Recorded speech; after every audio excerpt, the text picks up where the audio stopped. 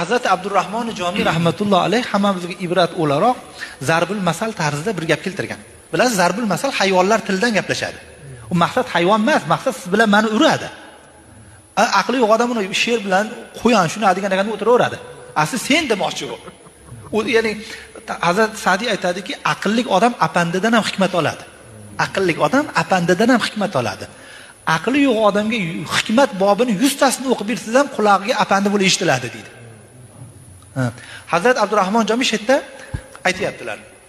Bir odam xo'roziga aytibdi: "Ey xo'rozvoy, men sizga ko'p havas qilaman, havas qilayotgan ishlaringiz bor sizni. Siz namozni vaqtini zo'r bilasiz" debdi. Zo'r, to'shni qichqirasiz debdi.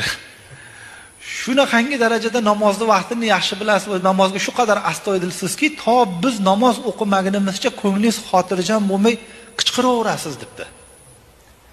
Menda bir narsa paydo bo'ldi, savol paydo bo'ldi. Shu fazilatlaringiz bilan Arsh-i A'loga chiqib ketishingiz kerak edi. Arsh-i A'lodagi xo'rozlar bilan qichqirishingiz kerak edi. Nimaga siz hali ham molni go'ngini titib pastlarda yuribsiz debdi. Namozni vaqtini bilasiz, fazilatingiz bor, nimaga hali ham go'ng tityapsiz desa, xo'roz aytibdi deydi Abdurrahmon Jomiy aytadilar. To'g'ri aytasiz, mana shu fazilatim bor, namoz vaqtlarini yaxshi bilaman. Shu 4-5 ta makonni oldimga olganman.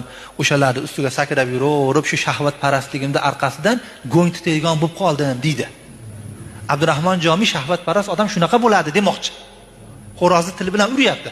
Ya'ni shahvoniy hirslarga qilib berilmagin, oxiri shu go'ng titaydigan bo'lib qolasan demoqchi.